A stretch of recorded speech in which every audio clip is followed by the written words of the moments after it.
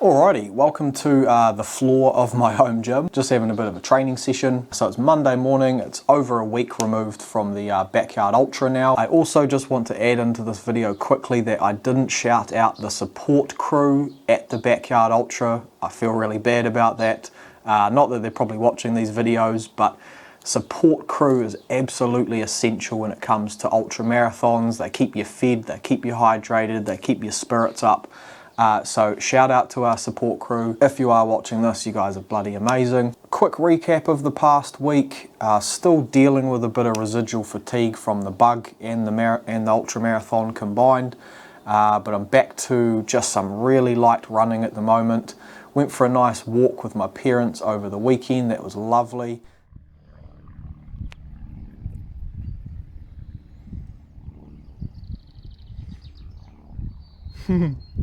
Cheerio, old farts.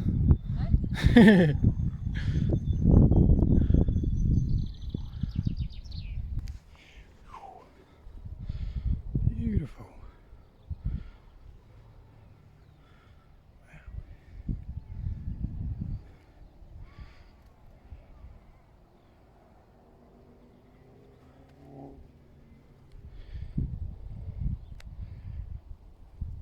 Here they come. Oh, Mum need a rest. Old Spud leading the way. And I actually use walking as a really good physical guide as to where my current state of health is at. And it's a really simple practice that is great for gauging where my physical ability's at and how healed I am, whether it's from a race or a hard workout or whatever it may be. The simple act of walking is really good to just get in tune with your body, because it's basically just a really slowed down version of running.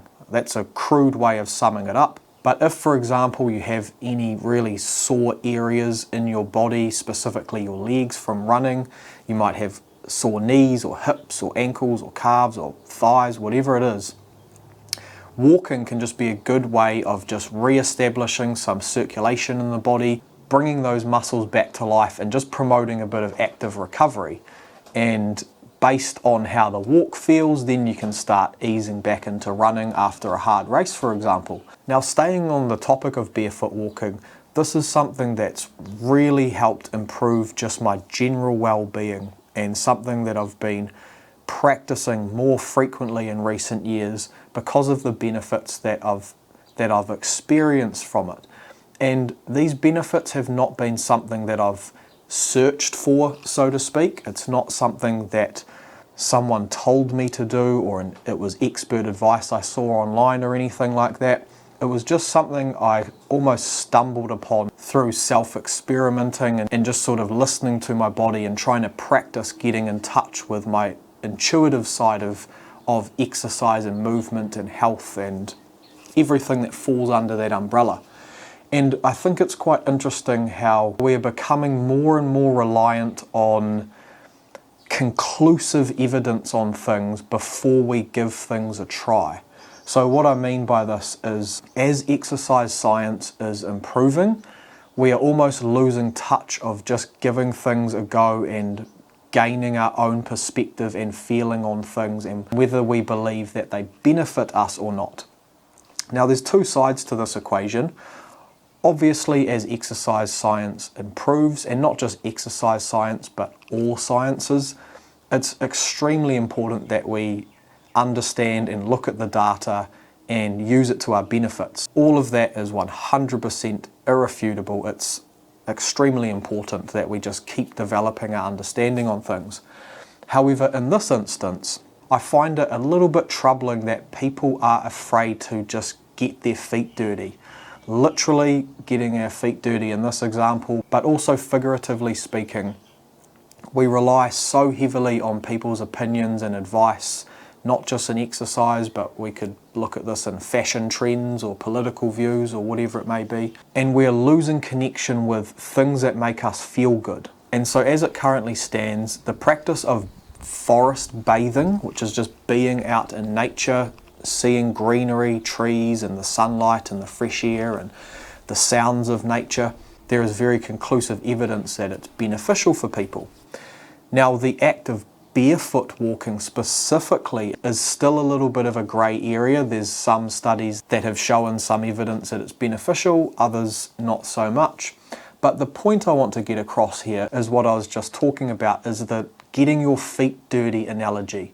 Sometimes I think it's beneficial to just give things a go for yourself and see how you respond, and become your own guinea pig in a way, and develop your own opinions and perspectives on things. Because when it comes to exercise and movement, we're not just mechanical beings. It's not just a physical practice. There is so much more to our entire being when it comes to our mental state and our internal wellness and how we feel and how we view the world. And so when it comes to barefoot walking, I know internally that it's benefiting me.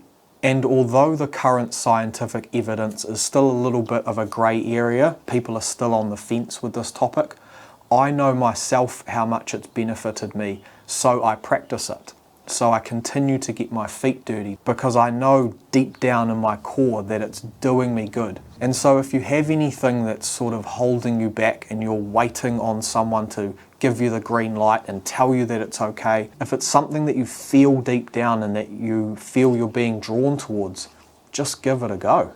It's, you know, what's the worst that can happen? I mean, the worst that can happen with my barefoot walking is I might cut my foot or get a bee sting or something like that, which has happened multiple times, and it doesn't bother me, you know.